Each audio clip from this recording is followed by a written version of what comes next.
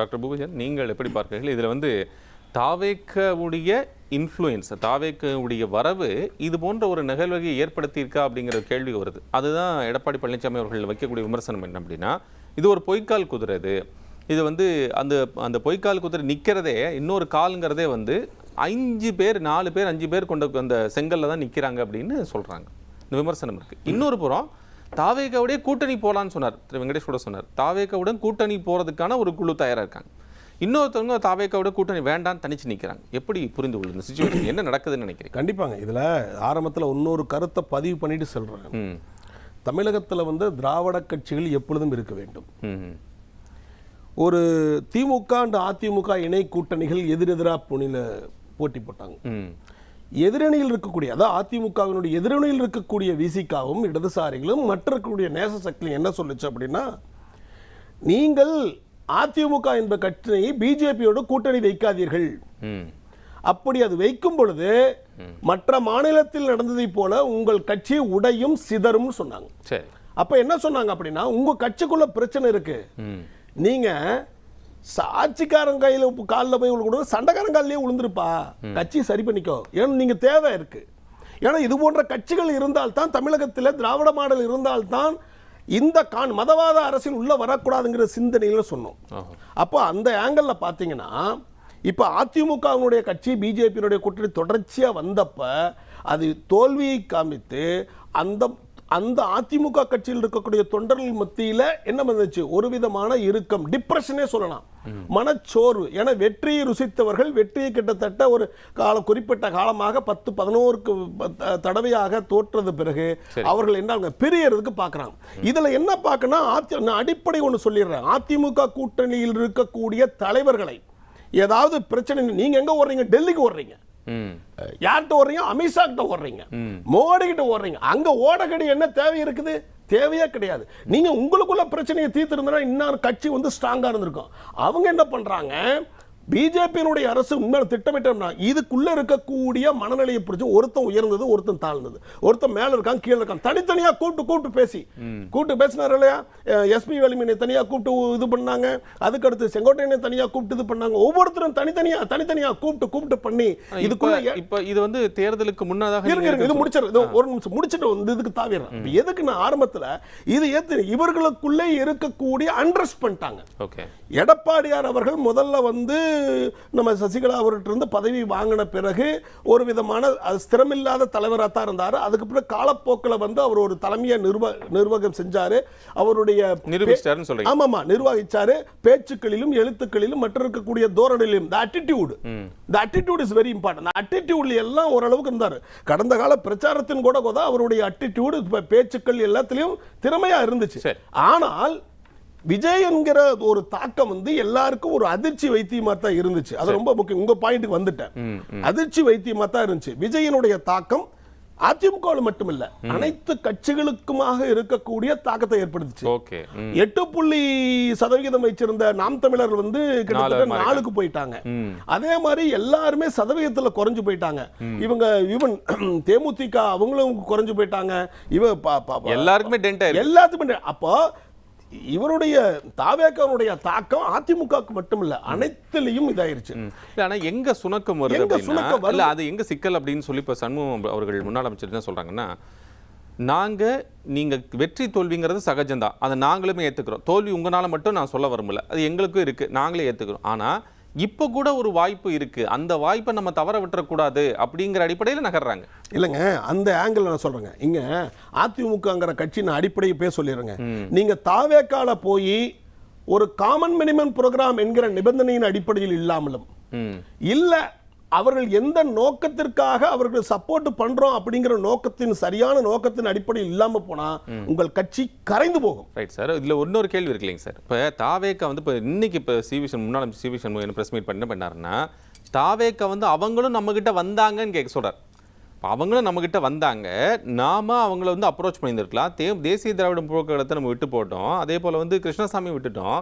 இப்போ இவங்களெல்லாம் விட்டங்காட்டிக்கு தான் நமக்கு இந்த ஒரு சூழல் உருவாயிச்சு. அப்போ நம்ம அப்பவே சுதாரிச்சிருக்கலாம் இல்லையா, நமக்கு அந்த வாய்ப்பு இருந்தது இல்லையான்னு கேட்குறேன். அதுதான் நான் என்ன சொல்ல வரேன்னாங்க, அவர் வந்து அந்த மாதிரி இவங்களை எல்லாம் இதெல்லாம் எப்படி சொல்றாங்க அப்படின்னா தோல்விக்கு பிறகுதான் சொல்றாங்க. இதெல்லாம் முக்கியமா பார்க்கணும். தோத்த பிறகு 1000 சொல்லலாங்க. நீங்க என்ன பண்ணணும், உண்மையாலுமே சொல்லணும், அதிமுக பிஜேபியை கலட்டி விட்டுருன்னு வச்சுங்க, இன்னாரும் இன்னொரு 10-20 சீட் அதிகமா வந்திருக்குங்க.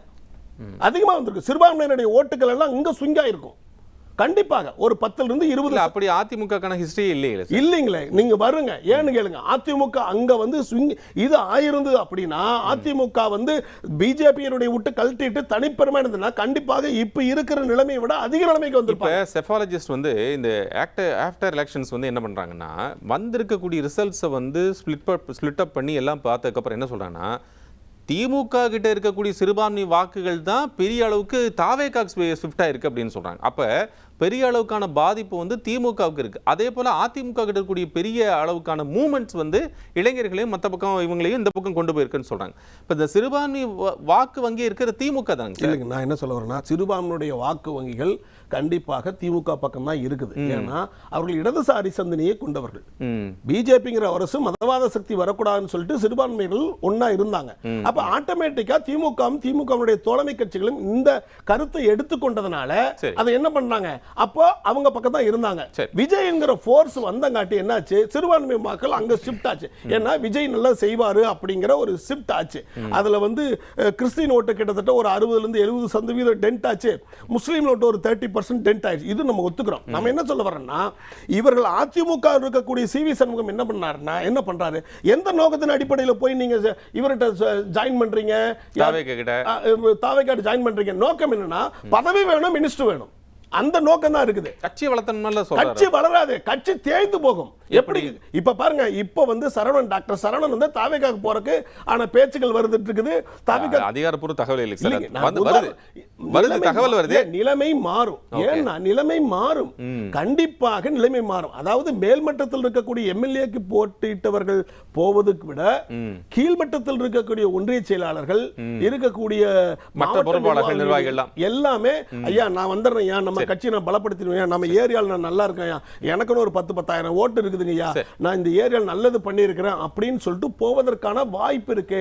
ஆக்க நீங்கள் சிவி சண்முகம் வந்து நீங்க அங்க போறீங்கன்னா எந்த நோக்கத்துக்கு போறீங்க அப்படின்னா, இது விசிகா மற்ற கட்சிகள்லாம் ஒரு காமன் மினிமம் ப்ரோக்ராம் கொண்டு வரல. ஆனா ஒரு டிமாண்ட் வச்சு இந்த சூழ்நிலையில நாங்களும் ஆதரிக்கிறோம், வெளியிலிருந்து ஆதரிக்கிறோம்னு சொல்றாங்க. அந்த கான்செப்ட் நீங்க எந்த கான்செப்ட்ல போறீங்க, மினிஸ்டர் பதவி வேணும் அப்படின்னு சொல்றீங்க. அதுக்கு இன்னும் உறுதிப்படுத்தப்பட்ட தகவல் வரலையே. நோக்கம் அதுதான். நம்மளுக்கு அங்க போறேன்னா அப்ப என்ன சொல்லணும், வெளியிருந்து ஆதரவுன்னு சொல்லணும். நீங்க அப்படி பார்த்தா காங்கிரஸ் வந்து வெளியே ஆதரவு கொடுக்கல சார், உள்ளதான போய் ஆதரவு கொடுக்குறாங்க. அப்ப அவங்க நோக்கம் என்ன? இல்ல, காங்கிரஸ் வந்து ஒரு நீண்ட கால திட்டத்தை கொண்டு வந்துருச்சு. என்ன கொண்டு வந்துச்சுன்னா, அடுத்து வரக்கூடிய 2029 தேர்தலுக்கு சரி, மற்ற தேர்தல் சரி, என்ன ஆனாலும் பரவாயில்ல, வருதோ இல்லையோ, திமுக இருந்து போச்சுப்பா, நம்ம இவர்கிட்ட போய் சேர்ந்துக்கலாம்ப்பா, 10 சீட் 5 சீட் வந்தா போதுன்னு சொல்லிட்டு ஒரு ஸ்டாண்ட், அந்த பெர்ஸ்பெக்டிவ் இருக்கு. அந்த பெர்ஸ்பெக்டிவ் இருக்கு.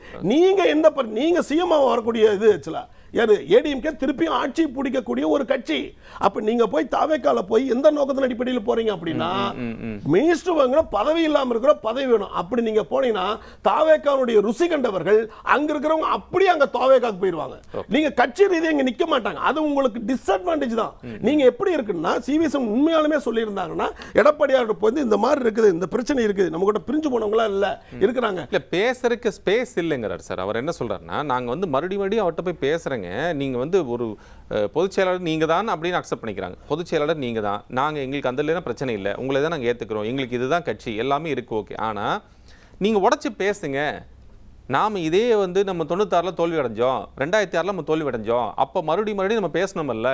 96ல நம்ம தோல்வி அடைஞ்சப்போ 3 வருஷத்துல மறுபடியும் 98ல அம்மா வந்து மறுபடியும் வந்தாங்கல்ல அப்படின்னு அந்த காரணத்தை அவர் சொல்றாரு. இப்ப இந்த காரணங்கள்லாம் நம்ம இப்ப தோல்வி வந்தா அதை நம்ம பிரிச்சு பேசலாம், என்ன இருக்குன்னு சிக்கல ஆராயலாம் சொல்றாரு இல்லைங்களா? அந்த ஸ்பேஸ் இல்லைங்கிறார். இல்ல, என்ன ப்ராப்ளம், நாங்க சிவி சண்முகம் போன்ற தலைவர்கள் எல்லாம் வந்து என்னன்னா, எடப்பாடியார் வந்து சம தலைவரா பாக்குறாங்க. அங்கதான் இங்க இருக்கக்கூடிய சிக்கல். இப்ப என்னுடைய நண்பன் ஒரே ஒரு கூட இருக்கிறான், நண்பன் எல்லாம் ஒரு 10 பேர் ஒரே ரூம்ல இருந்து இருக்கிறாங்க, ஒரு 10 வருஷம் 5 வருஷம் இருக்கிறாங்க. டக்குன்னு அந்த இருக்கக்கூடிய நண்பர்கள் ஒருத்தர் மேல வந்துட்டாங்க. மேலே வந்த பிறகு கூட இருந்த நண்பர்கள் இன்னும் சரிசமமா பாக்குறாங்க. எடப்பாடியுடைய பேச்சு வந்து என்ன பண்ணலாங்க, அது ரொம்ப வெயிட்டேஜ் பண்ணல. ஆமா, டாமினேட் பண்ணல, வெயிட்டேஜ் இல்ல. அதனால ஏப்பா நீ என்ன 10 வருஷத்துக்கு முன்னாடி என்ன நண்பனா இருந்தா, இப்ப இருந்து பேசிட்டு இருக்கிற, இது வைக்கிற பாரு உனக்கு வேட்டு அப்படின்னு சொல்லிட்டு, பாப்பா 4 பேர் வாங்கப்பா அப்படின்னு சொல்லிட்டு, சார் யார் தெரியுமா நம்மளுக்கு எதிரி, குடும்பத்தில் இருக்கிறவங்க தான் சார் நம்மளுக்கு எதிரி. எதிர் வீட்டுக்காரன் பெரிய எதிரி கிடையாது, தூரத்தில் இருக்கிற எதிரிகளை கூடவே இருந்து பழகி இருக்கிறான் பாருங்க, வீட்டாரே உன் எதிரிங்கிறாங்க. அதிமுக அப்படிங்கிறது வந்து மிகப்பெரிய சிக்கல் இருக்கு. இந்த சிக்கல் இருக்கக்கூடியதுல வந்து உண்மையாலுமே கட்சியை பலப்படுத்தணும், வலுவாக்கணும் அப்படின்னா சிவி சண்முகம், எஸ்பி வேலுமணி, ஈவன் விஜயகுமார் போன்றவர்கள் எல்லாம் வந்து மீண்டும் அந்த கட்சியினுடைய தலைமையோடு சேர்ந்து விவாதம் செய்து அது மீட்டிங் பண்ணி அதெல்லாம் பண்ணித்தான் வரணும். பதவி என்கிற ஒரே ஒரு இதற்காக தலைமை என்பதை ஆட்டி பார்த்து விட்டு எடப்பாடிங்கிற தலைமையை தகர்த்தெல்லாம் தூக்கி எறிஞ்சிட்டு வேற தலைமையை போட்டலாம் அப்படிங்கிற ஒரு அதிகாரத்தினுடைய இது மாதிரி நினைச்சுக்கிட்டு மனதில் நினைச்சுக்கிட்டு நீங்க தாவேக்காவை சப்போர்ட் பண்ணீங்கன்னா கட்சி வளராது, கட்சி வீழும், கட்சி தடினமாக இருக்காது, கரைந்து போகும் கட்சி. இது ரெண்டாவது பாயிண்ட். மூணாவது பாயிண்ட் என்ன சொல்றேன்னா, நீங்க வந்து எடப்பாடி தலைமையில் வந்து பிரச்சாரம், எனக்கு தெரிஞ்சு உண்மையாலுமே ஆச்சரியம், எடப்பாடியார் வந்து போன தேர்தலில் எல்லா தொகுதியிலையும் போய் ஒரு ஆளுமையாகவே முன்பு இருந்த விட பேச்சை விட ஆளுமையாகவே சிரித்து மூவ்மெண்ட்லாம் பண்ணிருக்காரு. அதெல்லாம் பாசிட்டிவ் பாயிண்டிங். மீண்டும் கட்சி வரணும் அப்படின்னா நீங்க போய் தாவேக்காவை சப்போர்ட் பண்ணணும், அதெல்லாம் விட்டுட்டு திருப்பி எடப்பாடியார் உட்கார்ந்து பேசி முழுக்க முழுக்க வந்து அதிமுக வளரணும் தான், தாவேக்கா வரக்கூடாதுங்கிற நோக்கம் இல்ல. இல்ல அதிமுக வளரும், ஏன்னா திராவிடம் இருக்க வேண்டும், அதுதான் என்னுடைய சிந்தனை. அவங்க அதே சிந்தனையில் தான் இருக்காங்க. அதேதான் தாவேக்காவும் அதே சிந்தனையில் தான் இருக்காங்க. சார் மும்முனை போட்டி வரட்டும் சார், அதான் சார் சிறந்த போட்டி. இருமுனை வேண்டாம் சார், மும்முனை வேணும் சார், அதான் முக்கியம். டெல்லிக்காரங்களை டெல்லியிலே உட்கார வைக்கணும் சார், இங்க வரவே விடக்கூடாது சார். காங்கிரஸையும் சேர்த்த சரி.